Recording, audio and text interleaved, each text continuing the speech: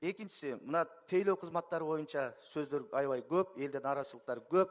Мына айрыкча Алмазакун ушу министрлер кабинетинде чоң мындай сын пикирлер айтылып атат. Кафе, ресторандарда тейлөөгө байланышкан баягы пайыздарды алып, тейлөө бекер деген менен дароо ошол кафе, ресторандардын кожоюндары тамак аштын баасына ошону кошуп койду дейт. Ага акылдын деле кереги жок да.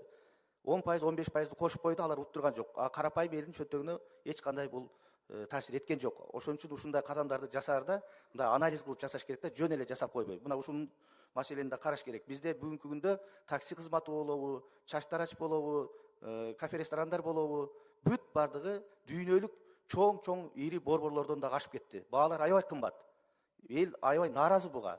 Министрлер кабинети татыктуу иш алып барбай жатат бул боюнча. Министрлер кабинетин биз мына атайын ушул февраль айына чакырып, ушул маселелер боюнча биз парламентте карап угушубуз керек. Элдин үнүн ушул жерде биз ачык талкуулашыбыз керек. Нааразычылыктар аябай көп бүгүнкү күндө.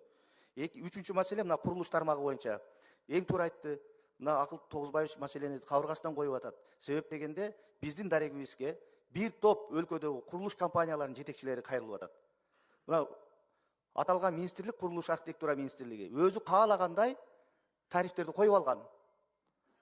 Бул адатта тарифтер эң кур дегенде министрлер кабинети, жогорку кеңеш тарабынан да каралыш керек да. Ошонун негизинде үйлөрдүн чарчы метрлери кымбаттап, элдин сатып алуусуна чоң түйшүк жаратып атат булчу.